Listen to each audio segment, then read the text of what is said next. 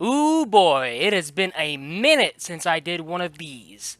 Welcome back, ladies and gentlemen, to the next long-awaited installment of Dumpster Diving, where I take the time to deep dive and recommend an anime that many consider mid or downright awful by conventional standards.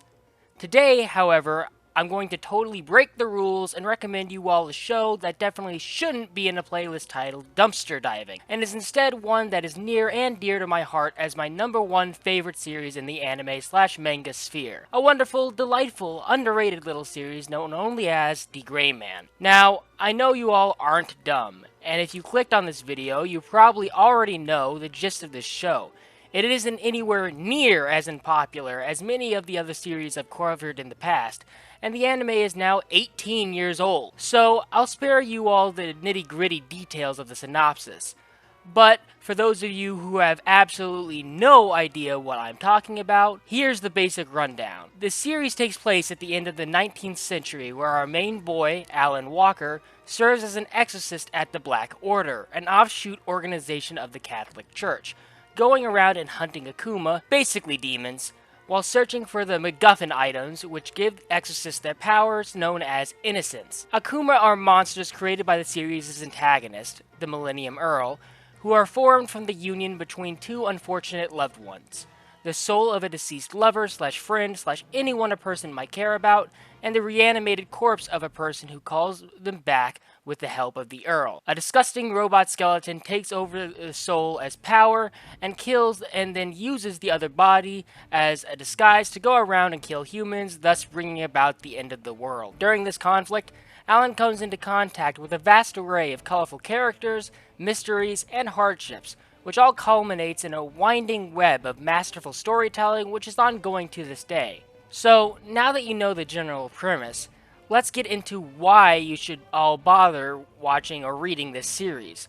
First off, it's good. And secondly, it's an incredibly deep series that, as far as I've seen, covers topics that most other shonen just don't touch. Though, to understand exactly why that's the case, you first have to understand the series' main selling point, which is its main character, Alan Walker. Alan Walker, in no exaggeration, is a masterclass in shonen protagonist writing. There really aren't any people like him in the shonen sphere, as the MCs that come to mind when thinking about his proclivities and the lessons the author tries to teach the audience via him is more akin to Guts from Berserk, or, mainly, Thorfinn from Vinland Saga.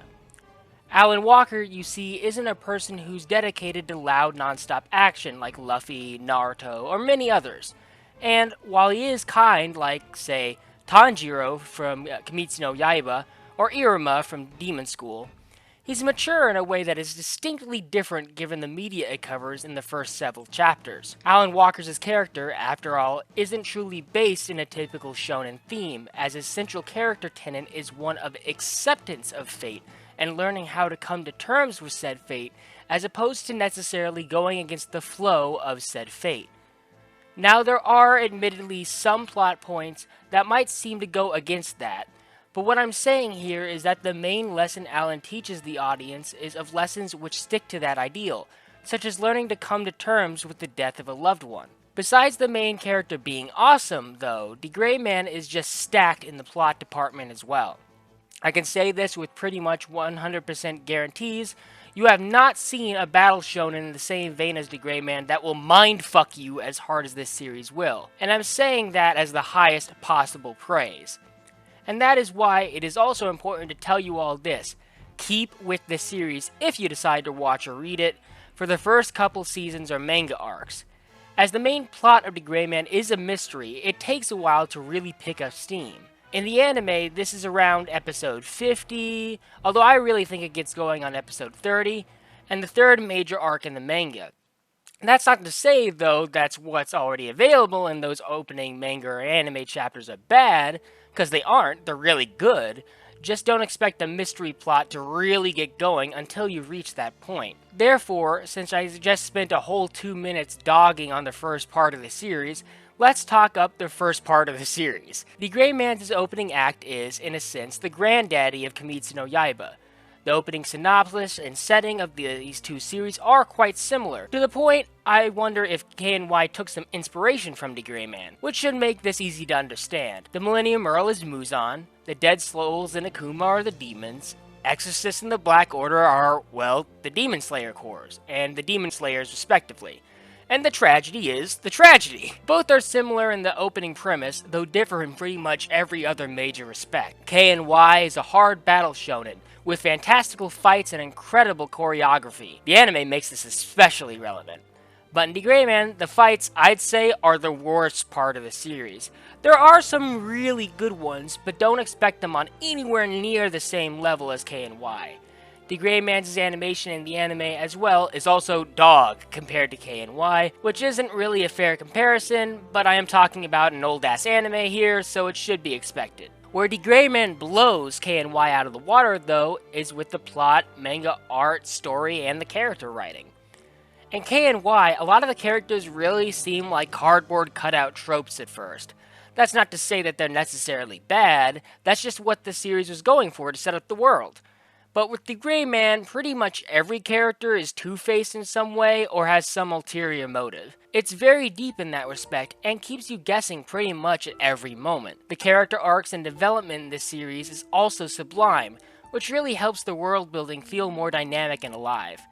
In that respect, I go so far as to say that D.Gray-Man has some of the best world building I've ever read in the anime and manga sphere. Sure, it ain't no One Piece, but it doesn't have to be. Although I would put it in the same tier. Figuring out how the Black Order, the Millennium Earl and his allies, and just regular old humans interact in this is one of the most entertaining parts of the series, which makes its emotional moments all the more tragic and the mystery that much more interesting. Moving away from the main characters though, let's take a moment to discuss the villains with as little detail as possible, namely the Millennium Earl and the Noah clan.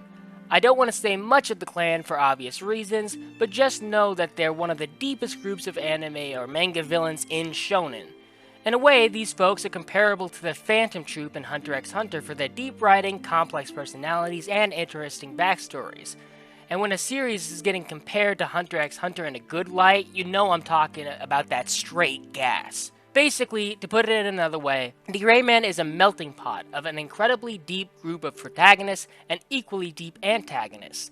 It isn't afraid to give its readers a complex mystery without holding their hands, and just so, respects its readers' intelligence by providing good, tangible lessons and plot points that, even today, aren't common in the anime/manga sphere, especially in shonen. Plus, on top of all that, the anime dub, if you're into that sort of thing, is equally as fire. Honestly, next to Black Lagoon, it's actually my favorite dub of all time.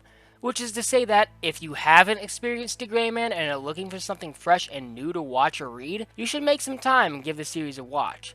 Even if you don't love it as much as I did, it is one of those series that I can almost say is objectively good. No matter who you are or what genres you like, if you stick with it, there's pretty much something in there for everyone. Now, that's not to say, though, that everything in the series is perfect. I mentioned this before, but I'll say it again just to make it clear. The first legs of the story are pretty slow. They aren't bad, but expect the first couple arcs to not be as crazy complex as I've been describing. Though, to completely dumpster that argument, when D.Gray-Man gets good, you'll know when it gets good. For a lot of people, it's around here. Don't worry, you won't understand what this is until you actually get to that point, so for those of you unaware of what I'm talking about, here's another inside joke. And look guys, it's never coming back. It's not going to happen. In conclusion, D.Gray-Man is a shonen with an amazing plot, characters, mystery, and a protagonist that's simply one of the best in the genre. It is a series that's a slow burn, but is actually worth it. You aren't spending slow pacing on fights after all. You're spending them on the nitty-gritty details of this massive, overarching plot and world that just keeps getting more and more interesting with every new nugget of information. And as a final note, I'll say this. If you've watched anything on our channel before, you know that I personally watched a lot of anime and garbage. So when I say that D.Gray-Man is my personal, most shiny, most beloved diamond in the rough, though I hesitate to call it that because there isn't really anything rough about it, you should know that I mean business. If you want a series with a main character that is kind, loving, serious, but also extremely deep, or a series with villains that are extremely deep, and a plot that is just so, you should go ahead and give this a watch.